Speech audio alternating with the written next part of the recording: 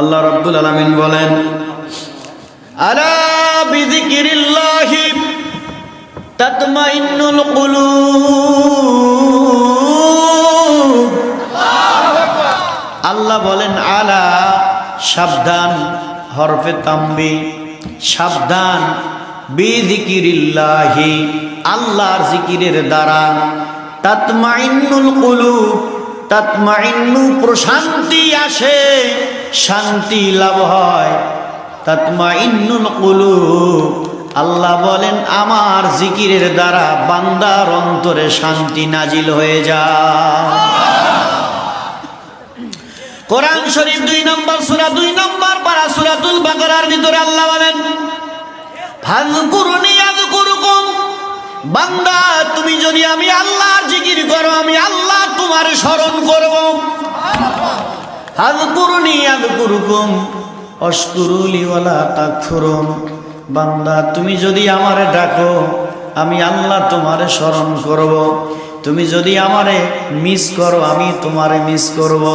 তুমি যদি আমারে ডাকো আমি আল্লাহ, তোমরা যদি মাহফিলে বসে আমি মাওলারে স্মরণ করো আমি ফেরেশতাদের নিয়া তোমাদের চাইতে দামি মাহফিল সাজাইয়া আমি মাওলা তোমারে স্মরণ করব। তুই আমারে ডাকে রে বান্দা, তুই আমারে ডাক, ডাকার মতো ডাকিলে বান্দা, ডাকার মতো ডাকিলে বান্দা গুনাহ করব মাফ। তুই আমারে ডাক রে বান্দা, তুই আমারে ডাক। আল্লাহু আকবার বলুন। সম্মানিত মুসল্লিয়ানে কেরাম, গভীর মনোযোগ। আল্লাহ রাব্বুল আলামিন বলেন, বান্দা তুমি যদি আমারে স্মরণ করো কোন সময় কখন কখন জিকির করবা। আল্লাহ আবার বলেন, ইয়াযকুরুনাল্লাহা কিয়ামান ওয়া কুউদান ওয়া আলা যুনুবিহিম, বান্দা তুমি যখন দাঁড়ায়া থাকবা তখন আমি আল্লাহরে ভুলে যেও না, আমার স্মরণ করো। তুমি যখন বসে থাকবা তখন আমি আল্লাহকে স্মরণ করো। তুমি যখন শুয়ে থাকবা তখন আমি আল্লাহকে স্মরণ করো। অর্থাৎ কোনো সময় আল্লাহকে ভুলে থাকা যাবে না। ভুলে থাকা যাবে? আল্লাহকে ভুলে থাকা যাবে না। রাসূল আরবি এই সম্পর্কে কি বলেন? আল্লাহর হাবিব পয়গম্বর আলাইহিস সালাতু ওয়াস সালাম বলেন, মিশকাতুল মাসাবির বর্ণনা, মান ক্বালা লা ইলাহা ইল্লাল্লাহ ফাদাখালাল জান্নাহ, আওয়াজ দিয়ে বলা যাবে কি একবার মারহাবা। মান ক্বালা লা ইলাহা ইল্লাল্লাহ ফাদাখালাল জান্নাহ, নূরের নবী বলেন, মায়ার নবী বলেন, মান ক্বালা লা ইলাহা ইল্লাল্লাহ, যে ব্যক্তি একবার বলবে লা ইলাহা ইল্লাল্লাহ ফাদাখালাল জান্নাহ আও কামা ক্বালা আলাইহিস সালাতু ওয়াস সালাম সাদকান মিন কলবিহি লা ইলাহা ইল্লাল্লাহু হারাম আল্লাহু আলান নার, সাদকান মিন কলবিহি লা ইলাহা ইল্লাল্লাহু হারাম আল্লাহু আলান নার। যে ব্যক্তি অন্তর থেকে এই সাক্ষ্য দিল আল্লাহ ছাড়া কোনো মাবুদ নাই, আল্লাহ ছাড়া কোনো মাবুদ নাই, এই সাক্ষ্য যে অন্তর থেকে দিল, হারাম আল্লাহু আলান নার, তার জন্য আল্লাহ 7টা জাহান্নামের আগুন হারাম করে দিল। আল্লাহর পয়গম্বর আরো বলেন, আল্লাহর রাসূল আরো বলেন, আল্লাহর বান্দা যখন এই নফি ইসবাত, এখানে নাম আছে ইসবাত মানে হ্যাঁ, নফি মানে না, ইসবাত মানে হাই, নফি ইসবাতের জিকির যখন করে, লা ইলাহা ইল্লাল্লাহ, মহিউদ্দিন ইবনুল আরাবি রাহমাতুল্লাহ আলাইহি বলেন, আখবারানি, হাদিস পৌঁছেছে আমার কাছে, ক্বালা রাসূলুল্লাহি সাল্লাল্লাহু আলাইহি ওয়াসাল্লাম, মান ক্বালা লা ইলাহা ইল্লাল্লাহু 70 আলফান, যে ব্যক্তি 70,000 বার এই কলেমা পড়বে, লা ইলাহা ইল্লাল্লাহ, লা ইলাহা ইল্লাল্লাহ, লা ইলাহা ইল্লাল্লাহ, এই কলেমা যে ব্যক্তি ৭০,০০০ বার পড়বে, আল্লাহ ছাড়া কোনো মাবুদ নাই, মাবুদ নাই, মাবুদ নাই, মাবুদ নাই, লা ইলাহা ইল্লাল্লাহ, মাঝে মাঝে মুহাম্মাদুর রাসূলুল্লাহ, লা ইলাহা ইল্লাল্লাহ তাওহীদ, মুহাম্মাদুর রাসূলুল্লাহ রিসালাত, এই দুইটা যারা তেলাওয়াত করবে ৭০,০০০ বার, রাসূল আরবি বলেন আল্লাহ রাব্বুল আলামিন তার জীবনের আমল নামায় যত গুনাহ আছে সবগুলো গুনাহ আল্লাহ মাফ করে দিবেন।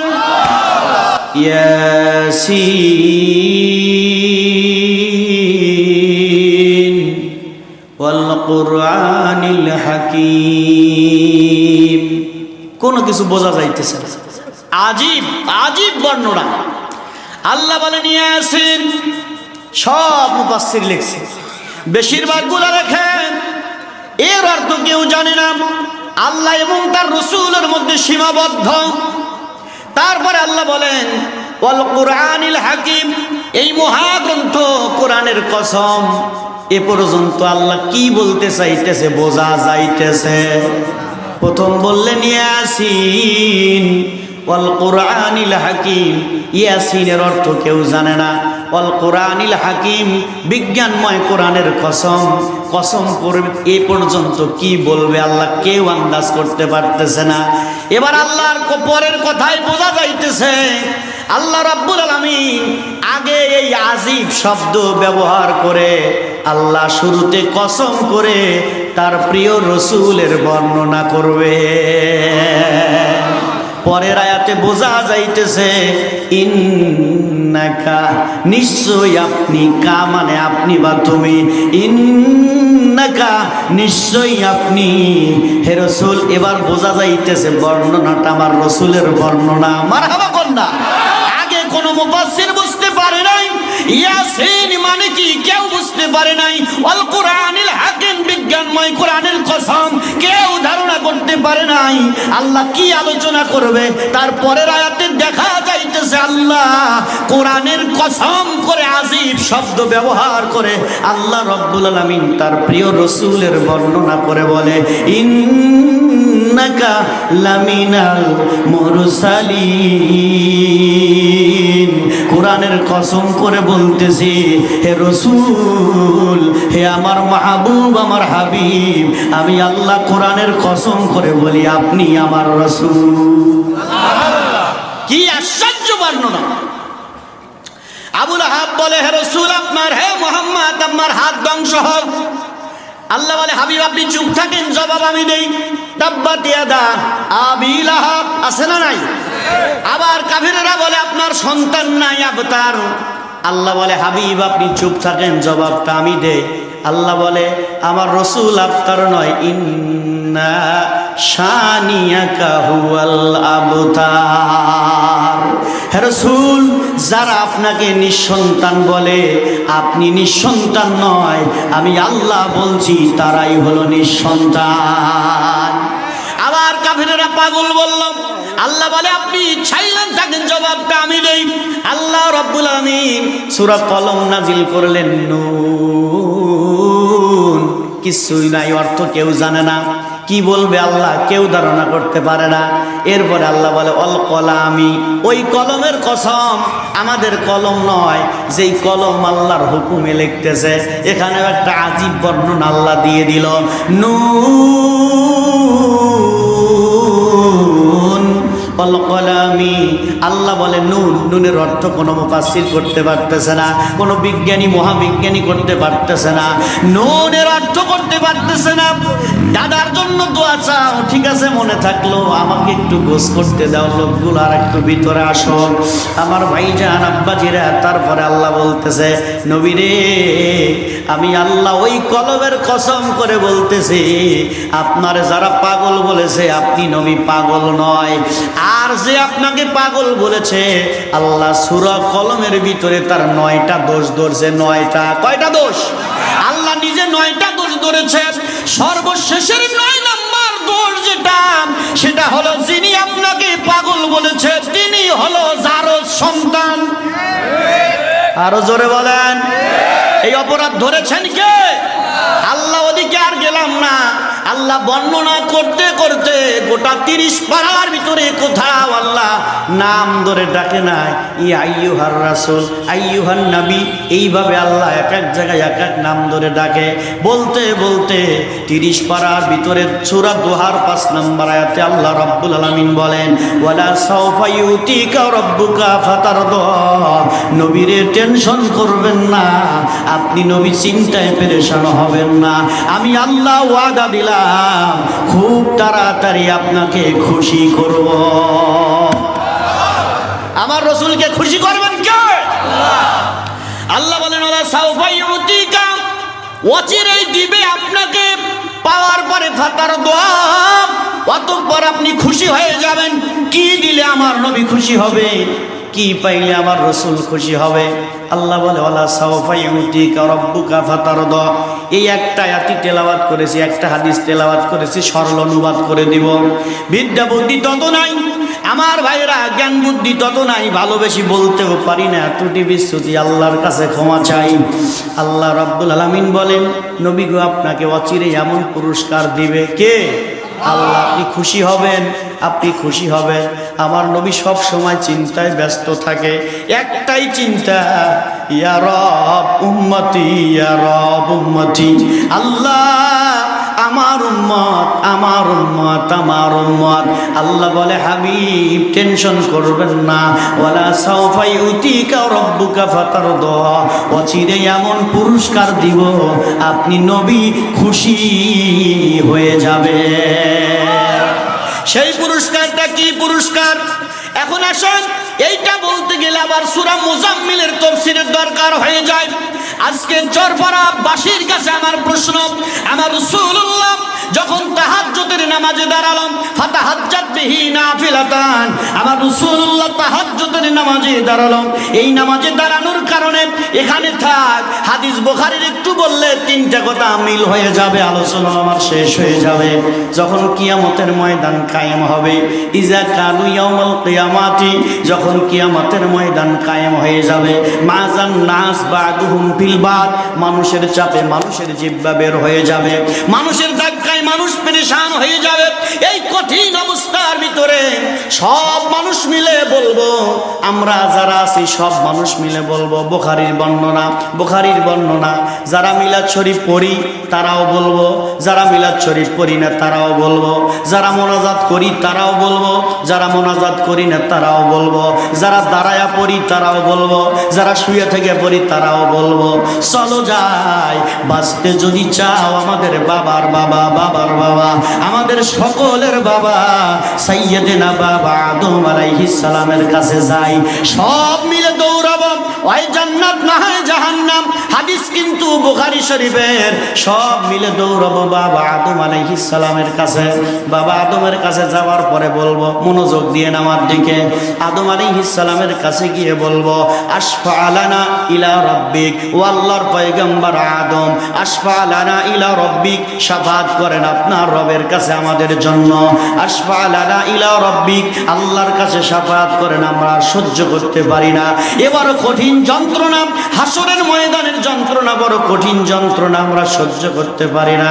আদম আলাইহিস সালাম বলবে, ফায়াকুলু আদম আলাইহিস সালাতু ওয়াস সালাম, লাস্তু লাহা, যেই কাজের আশা করে আমার কাছে আসছো ওই কাজের যোগ্যতা, পারমিশন, অনুমতি কোনোটাই আমার নাই, আমি পারবো না। ওয়ালাকিন বরংস আলাইকুম বিঈসা ওয়া আলাইকুম বিইব্রাহিমা ফাইন্নাহু খলিলুর রহমান, বরংস তোমরা আল্লাহর পয়গম্বর ইব্রাহিম আলাইহিস সালামের কাছে চলে যাও। এবার সবাই মিলে দৌড়াবো, মিল্লাতে আবিকুম ইব্রাহিমা, মুসলমান জাতির পিতার নাম কি? বলা লাগবে সবাই, মুসলিম জাতির পিতার নাম কি? সাইয়্যিদিনা ইব্রাহিম আলাইহিস সালাম। সব দৌড়াইছি আল্লাহর পয়গম্বর ইব্রাহিম আলাইহিস সালামের কাছে। যাওয়ার পরে বলবো, আশফা লানা ইলা রাব্বিক, আল্লাহর পয়গম্বর ইব্রাহিম একটু শাফাত করেন না আমাদের জন্য। ফায়াকুলু, তিনি বলবেন, লাস্তু লাহা, পারবো না, চলে যাও তোমরা, বরংস তোমরা চলে যাও মুসা আলাইহিস সালামের কাছে। ফাইন্নাহু কালিমুল্লাহ, কেননা তিনি আল্লাহর কালিম, আল্লাহর সাথে অধিক কথা আলোচনা করেছে। সব দৌড়াবো বাবা আদম হযরত মুসার কাছে। মুসা আলাইহিস সালাম বলবেন লাস্তু লাহা, পারবো না, এই কাজের যোগ্যতা আমার নাই, আমি পারবো না, আমি পারবো না। ওয়া আলাইকুম বিঈসা রুহুল্লাহ, তোমরা আল্লাহর পয়গম্বর ঈসা রুহুল্লাহর কাছে চলে যাও। আমরা দৌড়াবো সবাই বাবা হযরত ঈসা রুহুল্লাহর কাছে। ঈসা রুহুল্লাহ বলবে লাস্তু লাহা, পারবো না, শাফাআত করার সাহস আমার নাই, বরঞ্চ তোমরা কি করো, ওয়ালাকিন ওয়ালাইকুম বিমুহাম্মাদিন সাল্লাল্লাহু আলাইহি ওয়াসাল্লাম, বাঁচতে যদি চাও আখিরি রাসূলের কাছে যাও। নারে তাকবীর। যদি বাঁচতে চাও নবীর কাছে যাও। মারহাবা বলে না? উপায় নাই রে, উপায় নাই রে, উপায় নাই, রোজ হাসরে নবী বিনে উপায় নাই। সব দৌড়াবো রাসূলে আরবীর কাছে। আল্লাহ নবীর কাছে যাওয়ার পরে পার্থক্য কতটা দেখেন। সবাই বলে লাস্তু লাহা, পারবো না। আমার রাসূলের কাছে যখন হাজির হয়ে যাব, হুজুর বলে না কুলু, তখন আমি বলবো, সব মানুষ যখন আমার কাছে হাজির হয়ে যাবে তখন আমি বলবো আকুলু, আমি বলবো ওয়ানা লাহা, তোমাদের শাফাতের জন্যই তো আমি রাসূলুল্লাহ দাঁড়ানো। সব নবী বলে পারবো না, আমার রাসূল বলে এই কাজের জন্য আমি আছি। মারহাবা বলো। নবী বলে আছি আমি, টেনশন নাই। এই সময় নবী মাকামে মাহমুদে সিজদায় পড়বেন। মাকামে মাহমুদ নবী কেমনে পাইলেন? সূরাতুল মুজাম্মিলের তাফসীর খুলে দেখো। আমার নবীর তাহাজ্জুদের নামাজের বিনিময় আল্লাহ বলে এই তাহাজ্জুদের বিনিময় আজ আমি জান্নাতের সবচেয়ে দামি মাকাম যেটা, আলা মাকাম যেটা, মাকামে মাহমুদ যেটা, নবীরে আপনার এই তাহাজ্জুদের নামাজের বিনিময় আমি আল্লাহ আপনি রাসূলুল্লাহর জন্য লিখে দিলাম। সুবহানাল্লাহ বলে। ওই দিন আমার নবী ঘুমায় মায়েশার ঘরে, চক্ষু ঘুমায় কলব জাগ্রত। আমার নবী চোখ বন্ধ করে আছে, রাত্রি গভীর হয়ে গেল।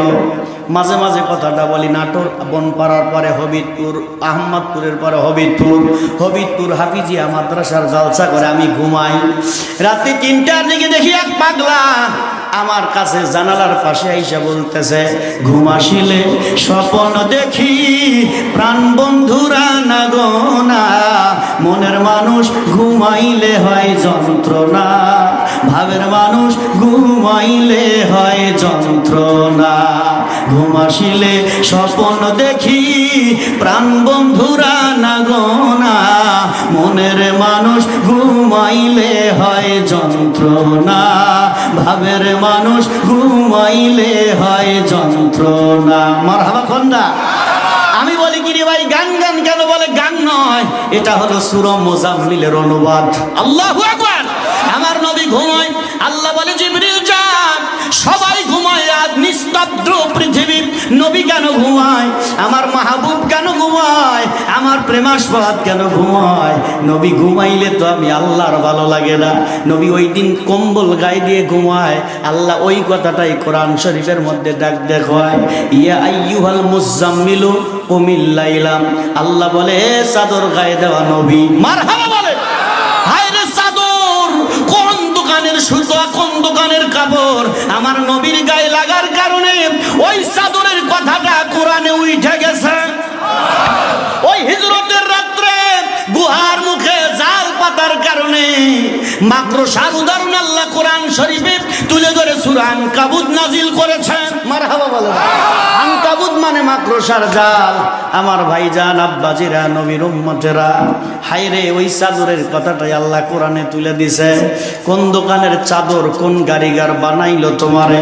আমার নবীর গায়ে লাগার কারণে তোমার নামটা কোরআনে উঠে গেছে। আল্লাহ বলে চাদর গায়ে দেওয়া নবী আর চক্ষু বন্ধ করে থাকবেন না। কুমিল লাইলাম, আপনি দাঁড়ান কিয়ামুল লাইল করার জন্য। ফাতাহাজ্জাত বিহি নাফিলাতান, তাহাজ্জুদের নামাজ পড়ার জন্য দাঁড়ায়া যান, তাহাজ্জুদের নামাজের জন্য দাঁড়ায়া যান। তবে লম্বা সময় আপনি দাঁড়ায়া থাকবেন না। এই তাহাজ্জুদের নামাজে দাঁড়ানোর কারণে, তাহাজ্জুদের কার জন্য? আব্বুর জন্য দোয়া চাই, মাসুম বান্দা ১,৫০০ টাকা বলেন মারহাবা। এই তাহাজ্জুদের নামাজে দাঁড়ানোর কারণে আল্লাহ বলে জান্নাতের উচ্চ মাকামটা আপনার নামে রেজিস্ট্রি করে দিলাম। সেই মাকামে মাহমুদে আমার নবী সিজদায় পড়ে গিয়ে 2টা ডাক দিয়েছেন। হাদিসের মধ্যে 2টা শব্দ আছে, ইয়া রব উম্মতি, ইয়া রব উম্মতি। 2বার বলে চোখের পানি নাকের ডোকায় যাওয়ার আগে আল্লাহ ডাক দে বলে মাহবুব হাবিব আপনি কাঁদবেন না, আপনার চোখের পানি তায়েফের ময়দানে ঝরছে, আমি আল্লাহ তাকায় রেখেছি। চোখের পানি নয়, আপনার গায়ের রক্ত ঝরঝর করে পড়ে, আমি আল্লাহ দেখি। আমি রাগ হয়েছি কিন্তু আপনি রাগ হন নাই। আমি আল্লাহ তায়েফের কথা ভুলি নাই, আমি আল্লাহ উহুদের কথা ভুলি নাই, আমি আল্লাহ শিয়াবে আবু তালেবের জেলখানায় 3.5 বছর গাছের পাতা চিবিয়ে খেয়েছে, আমি আল্লাহ ভুলি নাই। নামাজের মধ্যে উটের ভুঁড়ি আপনার মাথার উপরে চাপা দিয়া আপনি নবীকে মারার ষড়যন্ত্র করেছে, আমি আল্লাহ ভুলি না। কাবার পাশে প্রথম যেদিন কলেমার দাওয়াত দিলেন সেদিন মক্কার কাফেরেরা পাথরের আঘাতে আপনাকে আবু বকরের নাকটা ফাটাইয়া দিয়েছিল, সেই দৃশ্যটা আমি আল্লাহ ভুলি নাই। কাফেরদের অত্যাচারে মক্কা ছেড়ে মদিনায় গেছেন, আমি আল্লাহ ভুলি নাই। হাবিব এইটা আপনার কান্নার জায়গা নয়, কান্নার জায়গা নয়। আমার ঘোষণা কি আপনার মনে নাই? ওয়ালা সাউফা ইউতিকা রাব্বুকা ফাতারদা, আমি আল্লাহ আপনাকে খুশি করব। ও আমার আকা, আমার মাহবুব, আজকে আপনাকে খুশি করার দিন। আমি আল্লাহ পারমিশন দিলাম, যতগুলো লাগবে ধরে ধরে জান্নাতে পৌঁছায়া দেয়। হাদিস বুখারীতে পড়লাম 14 সালে মক্কায় গিয়া মদিনায় গিয়া রাসূলুল্লাহর রওজা পাহাড়ের সাথে লেখা দেখলাম শাফাতি লিআহলিল কাবাইর মিনাল উম্মতি। আল্লাহু আকবার বলে, শাফাতি লিআহলিল কাবাইর মিনাল উম্মতি। আমার রাসূলুল্লাহ বলেন শাফাতি ইয়া নিসবতি, আমার শাফাত লি মানে জন্য, আহলুন মানে সম্প্রদায়, কাবিরাতুনের বহু বচন কাবাইরুন। আল্লাহর হাবিব পয়গম্বর বলে আমার উম্মতের ভিতরে থেকে যারা বড় বড় গুনাহ করেছে, পাহাড় পাহাড় গুনাহ যাদের আছে, আমি রাসূলুল্লাহ তাদের শাফাত করব। শাফাতি আমার শাফাত লিআহলিল কাবাইর, তাদের জন্যই যারা বড় গুনাহগার। হাসরের ময়দানে আল্লাহ বলবে হাবিব আমি আপনাকে খুশি করে ছাড়ব। বন্ধুরে আকা জান যতগুলো লাগবে সবগুলো নিয়ে আপনি জান্নাতে পৌঁছায়া দেন। ওই নবীর ভালোবাসা আমরা চাই কি চাই না? কারা কারা চাই তো হাত তুলে দেখায়। নারায়ে তাকবীর, নারায়ে রিসালাত। হাত নামান, আল্লাহ আমাদের কবুল করে না। আমিন। একটু মহাব্বত